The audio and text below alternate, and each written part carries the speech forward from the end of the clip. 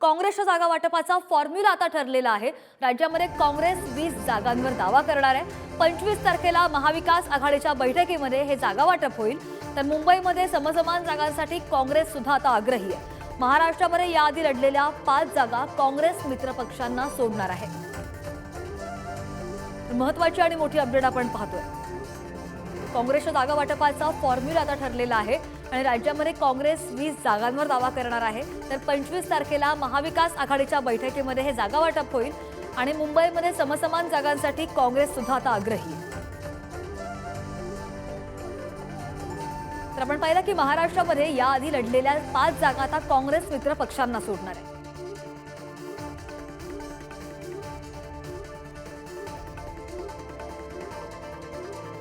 तर काँग्रेस जी जागा लढणार आहे त्या संभाव्य जागा पाहूयात ग्राफिक्सच्या माध्यमातून।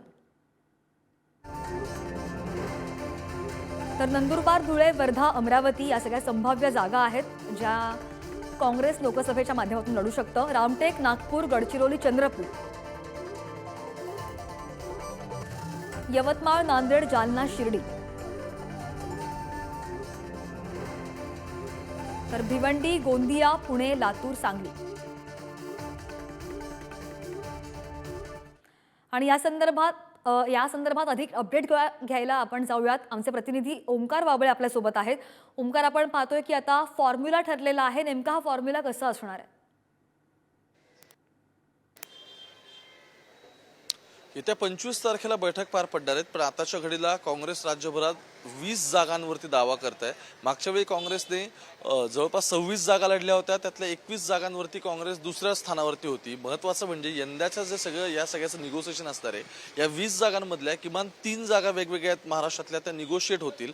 आणि महत्त्वाचं म्हणजे मुंबईसाठी काँग्रेस हा 3-3चा फॉर्म्युला देत आहे। मुंबईतल्या 6 जागांमध्ये समसमान जागा वाटप व्हावं या संदर्भात काँग्रेस आग्रही आहे, पण महत्त्वाचं म्हणजे शिवसेना या सगळ्याला तयार नाहीये। त्यामुळे जागांमधला आता डिस्प्यूट सॉर्ट आउट व्हायचा आहे, ते 25 तारखेला होणार आहे। पण आताच्या घडीला काँग्रेसने नक्की कोणकोणत्या जागा मागितल्यात हे बघणं फार महत्त्वाचं आहे।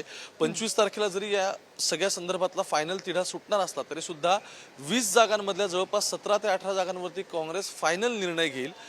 सांगलीची जागा मागच्या वर्षी जी स्वाभिमानी पक्षाला मित्रपक्ष म्हणून काँग्रेसने दिली होती, ती जागा अमरावतीच्या जागेसोबत निगोशिएट होईल, कारण अमरावतीची जागा मागच्या वर्षी शरद पवार गटाला आली होती, त्यांनी नवनीत राणा यांना पाठिंबा दिला होता, त्यामुळे ती जागा निगोशिएट होईल। आणि मुंबईमध्ये उत्तर मुंबईची जागा महत्त्वाची आहे यंदा काँग्रेस। त्याच्या व्यतिरिक्त महाजनांच्या विरोधात प्रिया दत्त लढलेल्या होत्या, त्या जागेवरती सुद्धा काँग्रेसचा दावा होतोय। त्यामुळे मुंबईतला फॉर्म्युला 3-3च्या ऐवजी 4-2 असा होईल, म्हणजे 4 जागा उद्धव ठाकरे लढतील आणि 2 जागा या काँग्रेसच्या वाट्याला येतील। या व्यतिरिक्त महत्त्वाच्या 1-2 गोष्टी समजून घेतल्या पाहिजेत, ते म्हणजे सांगली अमरावतीचं समीकरण आहे, याच्यासोबत जळगाव रावेरचे समीकरण आहे, कारण जळगाव आणि रावेर या दोन्ही जागा सध्या शरद पवारांचा गट मागतोय। रावेरमधून खुद्द एकनाथ खडसे स्वतः तयारी करतात, त्यामुळे त्या 2 जागा जर द्यायच्या असतील तर मग ईशान्य मुंबई ज्या जागेवरती शरद पवार कायम दावा करत होते, ती जागा कॉम्प्रोमाइज करायला किंवा ती जागा निगोशिएट करायला ते तयार होत आहेत का, हे पाहणं महत्त्वाचं आहे। कारण मुंबईत किमान पक्षवाढीला थोडासा एक चंचू प्रवेश असावा आणि मुंबईत पक्षाचं अस्तित्व असावं, म्हणून शरद पवार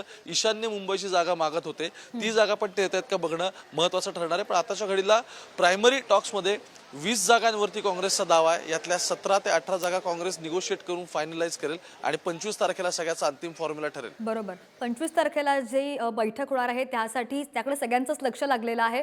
ओमकार, तुम्ही असेच जोडून राहा, अजून एक बातमीचे अपडेट्स तुमच्याकडून घ्यायचे आहेत।